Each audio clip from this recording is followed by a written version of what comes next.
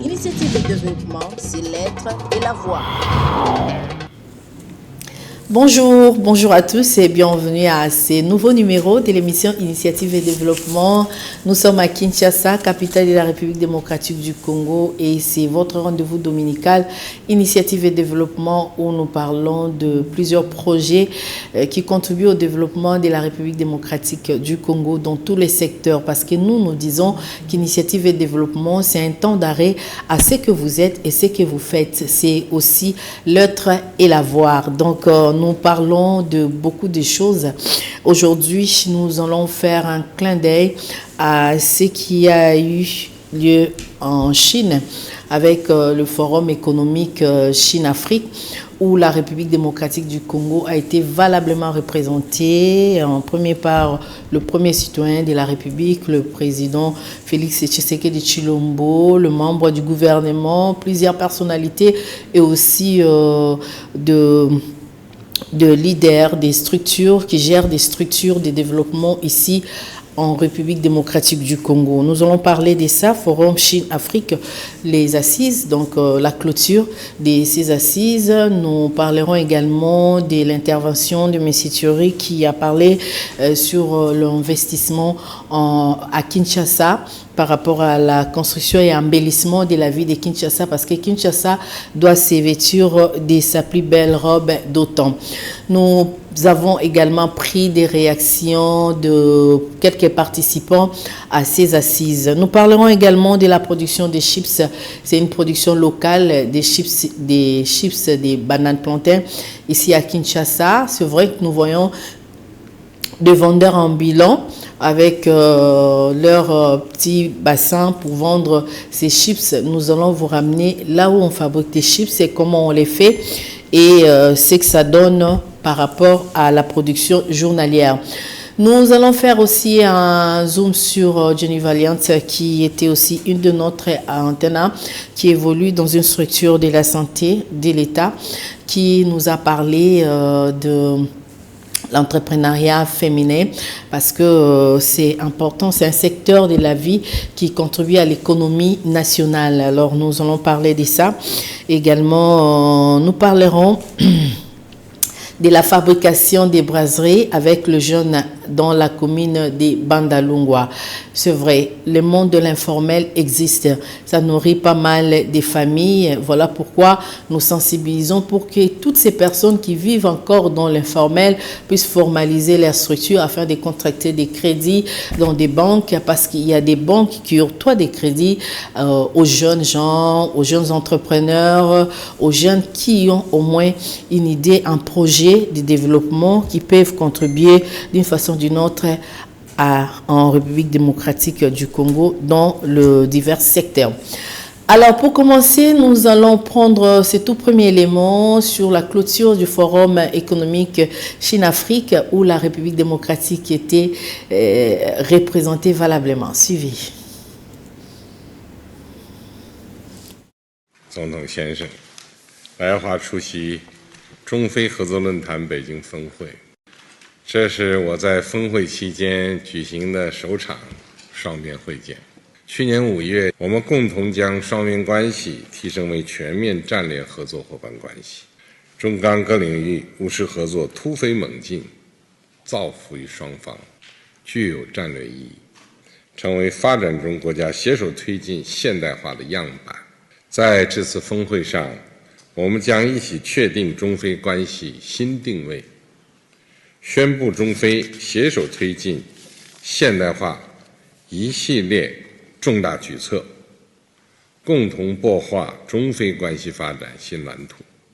Monsieur le Président Xi Jinping, je voudrais très sincèrement vous remercier au nom de la République démocratique du Congo pour le privilège que vous lui réservez d'être en tête évidemment de vos hôtes africains. Depuis notre première rencontre, j'ai eu l'honneur de découvrir en vous un leader visionnaire dont la perspective sur le développement et la gouvernance s'aligne parfaitement avec mes aspirations pour la République démocratique du Congo. Je souhaite réaffirmer l'engagement indéfectible de la République démocratique du Congo envers la politique d'une seule Chine. Initiative de développement, c'est l'être et la voix. Voilà, et juste après la clôture du forum, nous allons prendre l'intervention de M. Thierry Katembwe, qui est coordonnateur de ce qui va se passer ici à Kinshasa, l'embellissement de la ville. C'est un grand projet de la ville de Kinshasa et nous voulons voir notre Kin la Belle vraiment elata lele ya sika lele ya kitoko na ndenge o masolozo kindi. Alors il était aussi il a participé à ces assises et il a même intervenu pour présenter le projet et pourquoi pas présenter Kinshasa sous sa plus belle robe. Suivez. Présentez-vous et puis comme ça vous pouvez compléter sur cette question-là précise de la distribution d'eau. Thierry Katembwe, coordonnateur du projet de l'extension de la ville de Kinshasa. Justement, j'interviens sur les deux questions qui ont été posées par M. Wang. Étant donné que la cité industrielle qu'il a présentée se situe exactement dans le cadre du projet de la nouvelle ville. Je répondrai d'abord en disant que, premièrement, certes, il y a les engagements et les responsabilités de l'État concernant l'électricité et que je comprends les questions qu'il pose auprès des autorités. Mais deuxièmement aussi que nous sommes dans un cadre d'un projet d'investissement. Il s'agit aussi de maximiser d'un côté les recettes pour eux. Donc il est de bon augure de pouvoir emmener aussi une partie des investissements sur cette partie afin de pouvoir épauler la célérité qui doit être faite sur le projet. Là on voit que eux par exemple ils veulent démarrer ce qui est prévu pour le mois d'octobre.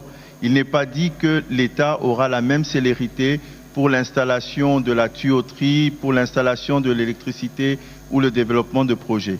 Donc ici, que ce soit le groupe Sino-Istrade, que ce soit les autres investisseurs chinois qui ont dit tantôt avoir des plateformes électriques ainsi que des projets innovants, je dirais d'emblée c'est l'occasion de pouvoir joindre les forces ensemble afin de pouvoir développer toutes ces solutions. Très souvent administrativement, il y a une question sur les PPA pour les engagements d'électricité qu'il va acheter. Tout à l'heure, le gouverneur de la ville de Kinshasa s'est engagé à pouvoir donner ces documents qui souvent servent pour les levées de fonds. Je pense que tout ceci mis ensemble pourrait permettre justement d'avoir des solutions tant pour l'eau que pour l'électricité. Merci. Initiative de développement, c'est l'être et la voix.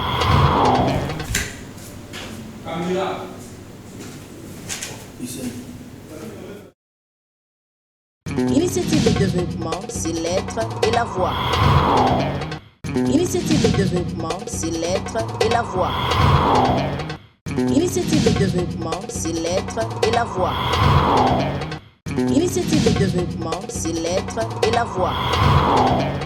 Initiative de développement, c'est l'être et la voix. Voilà, vous venez là donc de suivre M. Thierry Katembwe, qui est le coordonnateur du projet d'extension de la ville de Kinshasa. Alors, cette fois-ci, nous allons prendre d'autres intervenants, d'autres participants à ces forums qui ont fait l'honneur à la République démocratique du Congo, car ils sont sortis de là avec des investisseurs. Suivez. Le forum a été une grande réussite. Ça aura vraiment été un forum pour l'histoire, parce que pour la première fois, on a pu mettre sur le sol chinois les investisseurs chinois d'une part et leurs interlocuteurs congolais. On a démontré les opportunités d'investissement dans plusieurs domaines, infrastructures, ressources naturelles. Ce forum a été bien organisé et le sujet était également bien parce que nous sommes venus ici pour essayer de chercher des opportunités. Et en ce qui concerne notre secteur, les routes, vous savez que nous avons l'ambition de construire 12 km de routes. Donc, disons, le ministère des Infrastructures a l'ambition de construire 12 km de route. Et sur ces 12 km de route, c'est réparti en plusieurs financements, le gouvernement, le programme sino-congolais ainsi que les partenaires. Donc, notre mission ici était plutôt de venir capter, n'est-ce pas, le financement de privés, de manière à ce qu'on puisse combler les caps de route qui manquent avec des partenaires privés. Les opérateurs économiques chinois comme nous, ils sont intéressés par notre République et par ce que nous faisons chez nous. Comme vous le savez, La Fédération des entreprises du Congo, à son sein, il y a déjà plusieurs entreprises chinoises qui opèrent en RDC, qui sont membres de la fédération, qui travaillent ensemble, bien sûr, avec certaines sociétés aussi congolaises ou des droits congolais. La RDC, les industriels de la RDC retrouvent les partenaires chinois. Nous, à la GECAMI, nous avons une longue expérience avec le partenaire chinois. À ce jour, nous avons 19 partenariats avec les sociétés chinoises, parmi lesquelles les grands noms de l'industrie minière se retrouvent. Donc pour nous, c'est encore une occasion d'affermir les relations que nous avons avec le partenaire chinois. Oui, la recommandation, c'est le suivi. Parce que c'est un forum qui a été très riche en informations. Et si on peut vraiment faire le suivi, et si on peut se rassurer, que les entreprises chinoises sont vraiment encouragées à venir, et deux, lorsqu'elles viennent, qu'elles puissent s'adresser aux structures adéquates, on va arriver à des résultats tangibles. Nous, par exemple, nous sommes engagés en tant que guichet unique des gros investissements, de partenariats au-delà d'1 milliard dans le domaine des ressources naturelles et des infrastructures, à les accompagner. Initiative de développement, c'est l'être et la voix. Initiative. Voilà, Initiative et Développement, c'est un temps d'arrêt à ce que vous êtes et ce que vous faites. Vous qui nous suivez à la maison, de partout où vous êtes, n'hésitez pas à nous contacter au plus 243 991 12 60 60 pour entrer en contact avec nous. Initiative et Développement est là pour vos entreprises, vos structures de développement, vos ONG et pourquoi pas vos fondations. Donc, nous sommes tout ouverts. Alors, nous allons prendre cet élément. C'est un portrait que nous avons brossé pour Jenny Valiant Odia, qui nous a parlé comment communiquer dans une structure.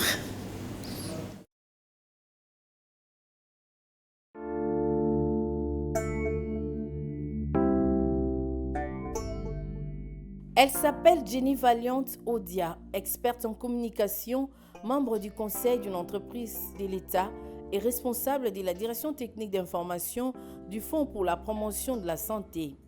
Jenny Valiant parle de son travail. Vous savez, comme dans toute entreprise, il faut savoir brosser un plan, des objectifs pour pouvoir bien tracer la voie de votre entreprise. Donc il faut commencer par peaufiner ses stratégies et peaufiner également ses objectifs pour pouvoir mener à bien son entreprise.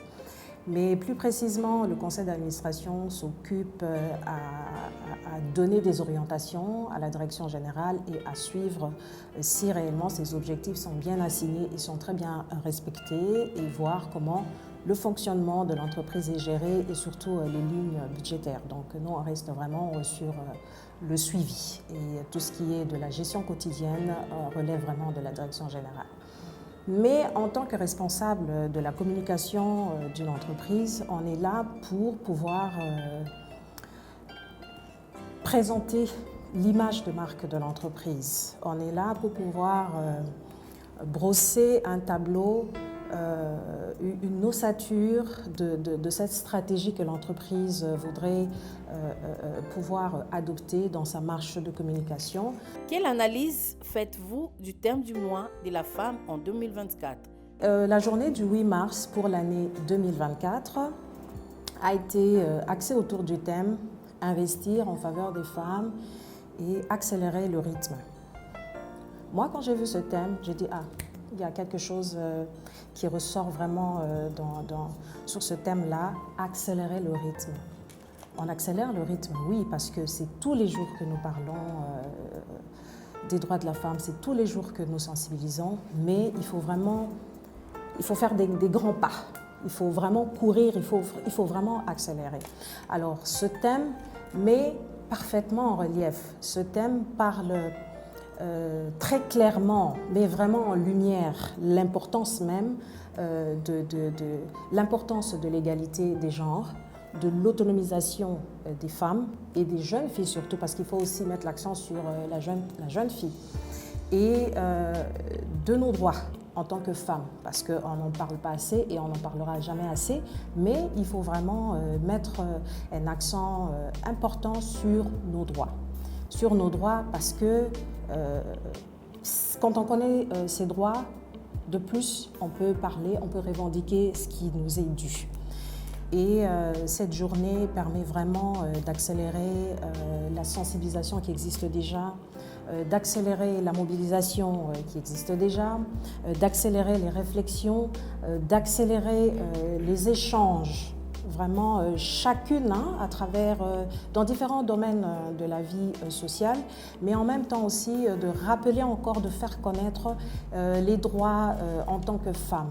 Et ces droits sont tels que le droit de vivre librement, en tout cas sans violence, sans discrimination, le droit à l'accès à un meilleur soin de santé physique et mentale, parce que quand vous regardez les femmes qui sont à l'Est mentalement, vraiment il y a un sérieux problème sur ce côté-là, et le droit à l'éducation. Alors il y a une autre dimension non négligeable, c'est celle de la guerre qui sévit à l'Est de la République démocratique du Congo depuis plusieurs années, et l'une est sans le savoir que ça fait quand même plusieurs années que notre pays est vraiment emboîté, amputé vraiment de cette partie-là, et nos gouvernements projettent autant d'argent pour quand même gérer cette guerre-là. Ici, on parle quand même d'investissement en faveur de la femme, et ça c'est un plaidoyer. Je demanderai à tous nos gouvernements d'investir en faveur des femmes, c'est-à-dire qu'il faudrait peut-être penser à offrir des tracteurs à nos mamans qui font des champs, qui ont vraiment des grandes portions de terre à l'est de la République démocratique du Congo, sur le plateau Bakiteke ici à Kinshasa, pour pouvoir être rentable dans l'agriculture, qui est un des facteurs aussi importants d'un pays. Pourquoi ne pas aussi donner des microfinances, mais ici on ne resterait pas dans les microfinances, mais d'investir vraiment à long terme sur la femme, parce que la femme a quand même fait preuve de beaucoup de réussite dans ce domaine-là. Jenny Valiant est journaliste, ancienne d'Antena et de B1 Télévision. Initiative de développement, c'est l'être et la voix. Merci beaucoup, Jenny Valiant. Merci à vous qui nous avez suivis. Vous êtes le bienvenu ici chez nous, que ce soit des femmes ou des hommes, femmes pasteurs, femmes entrepreneurs, femmes scientifiques, femmes professeurs. Vous êtes le bienvenu chez nous à Antena. Voilà, nous allons prendre un autre élément, c'est-à-dire la production de chips ici à Kinshasa. Suivez. Nous sommes au quartier Bango, dans la commune d'Ingaliema. Ici se trouve M. Mayukwa Don de Dieu, un jeune entrepreneur qui travaille dans la chaîne de production locale des chips, des bananes, plantains, sucrés et salés. Débuté en 2016, Mayukwa Don de Dieu compte à ce jour 8 employés et une dizaine de journaliers.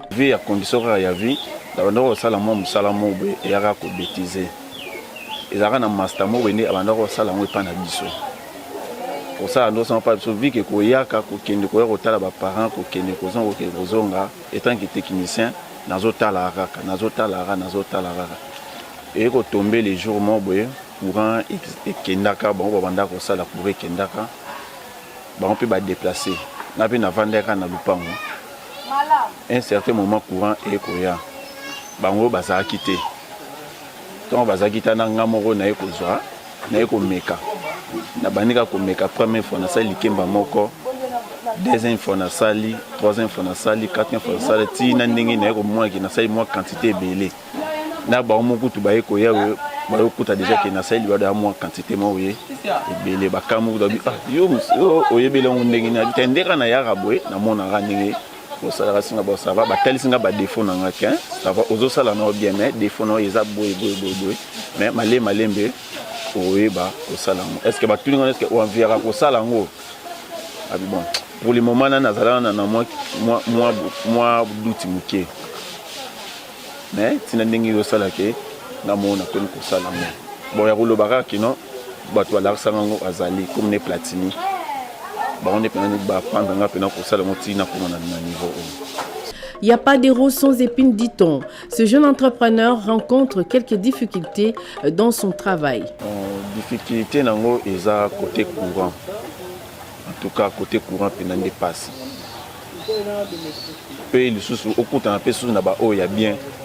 Pondenge ba bimara bongo mingi to yeba banda na bango mingi to yeba banda na bango te. Au PC biloko akei boye croyant qui a rozonga mer akene libela pe ya biloko pe ya mukete donc moi pe ya 100 000 150 000 azwa akene nyonso tout na panier donc ba difficulté na ngeza et surtout pe na base de difficulté na ngeza courant ce qui courait zaté en tout cas yebaki fouti. Espérant agrandir son activité, Mayukwa Don de Dieu sollicite le financement des banques et certains bailleurs de fonds. Donc, attends, tu vas solliciter peut-être la banque ou soit tu vas y a finca, bateau, badef, ça va bon, bateau crédit quoi. Non, nous bayate. Attends, moi qu'on en a été. Bon, ceux qui baillent, idée, ils en ont normal, hein, ils en ont bien. Et sunga pena makasi par rapport à la difficulté msusu. Et sunga.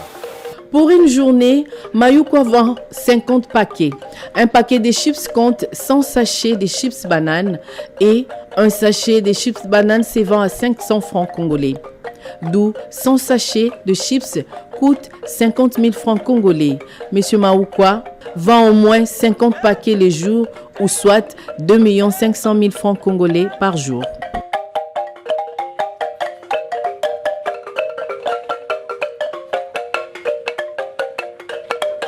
Initiative de développement, c'est l'être et la voix. Merci beaucoup. Là, c'était la production locale des chips ici à Kinshasa. Nous prenons une autre production. Cette fois-ci, c'est la production des brasseries au niveau de la commune des Bandalungwa, toujours pour initier des jeunes à entreprendre afin d'éviter les koulouna, les banditismes et au moins subvenir aux besoins des familles. Le prix d'un sac de braise a pris de l'ascenseur dans la ville de Kinshasa. Ceux qui vous disent qu'un sac de braise revient à 30 ou 20 000 francs congolais vous mentent. Nous l'achetons actuellement à 65 000 francs congolais. Au mois de juillet dernier, les prix s'est augmenté à 70 000 francs. Cette inflation est fatale pour le ménage. Selon certaines vendeuses, cette augmentation pourrait réduire leur pouvoir d'achat et faire disparaître la braise sur le marché.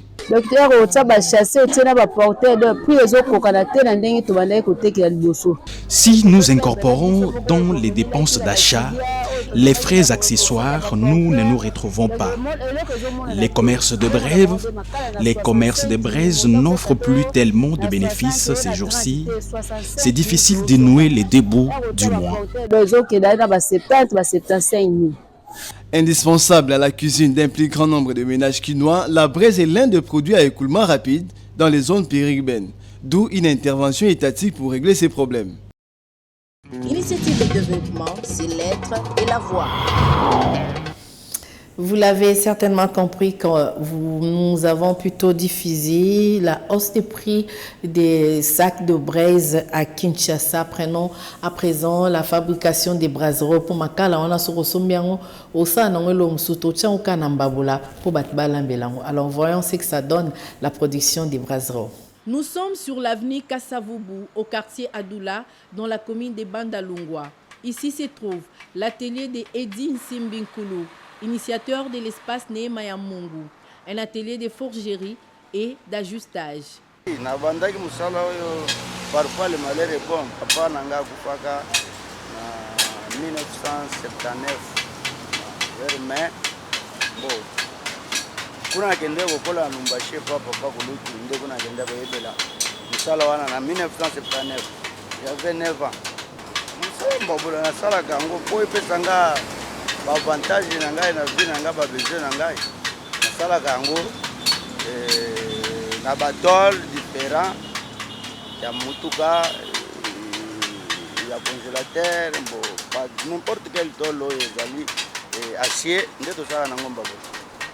Mutuka même il y a 2000 francs, il y a 3000, 4000, 5000 comme ça. Il y a un niveau, il y a qualité à l'ituka, il y a 50, là il y a 100 tout ça là. Côté cas, il y a problème en Zambie. Bon, des fois, ceux qui circulation ils allaient bien, il y a Mboka ils allaient bien. Donc on va quand même atteindre 1 200 000 francs par jour ou par semaine. Bon, ils allaient dans le climat. Parfois on cause la tasse 6 jours mbo teki na difficulté mais 7e jour oye kosala mwa recette moko ya bien tout ça mais kotekaka selon climat ya mboka ndenge zoki.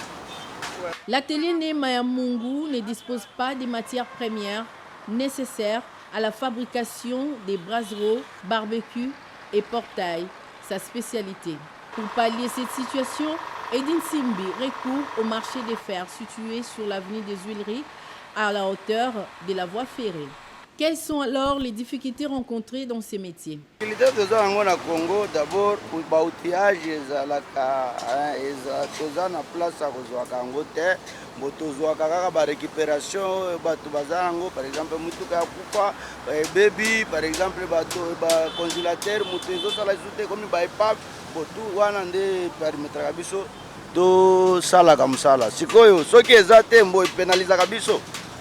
Des fois bokoza na mbongo mbo na marché moko ya likolo to kakate lokola na ba lingwala bon na lingwala to somba kana biloko ekoki mosala to kosala nango. Risque le baga pa ko kozoka na misala ba risque on sezaka na moto baga moi ba des fois mike mankimara ndeza la poto sala poto sera tout. Risque rien n'a rien, risque zalaka ce qui okoza na makanisi parce que avant que ça musala poza la concentré bon ce qui moi makanisi c'est comme susu oko zoka oko beta na marto na ndenge musobe en tout cas ça fait longtemps pour tozoka kala bon musala comme déjà na makila même na ba bana tozana bango pona kozoka eza penzara. Pour les patrons de l'espace Némaya Mungu, il est temps que l'État, via le ministère des tutelles, tourne son regard vers toutes ces personnes qui travaillent dans l'informel pour sauver des familles. Initiative de développement, c'est l'être et la voix. Voilà, j'espère que vous avez aimé cette émission. On prend fin à cet élément. Merci de l'avoir suivi et je la dédie également au couple Lando, papa et maman Diana Lando. Ça, c'est pour vous. Merci beaucoup à Beni Kassita qui nous a aidé à la régie finale, la régie production, Osé Dokolo et David Poutou qui était là au Forum Moulin. Mboshilo Kinzonzi, mon réalisateur, merci. Merci pour tout. La rediffusion, c'est le jeudi à 14h30.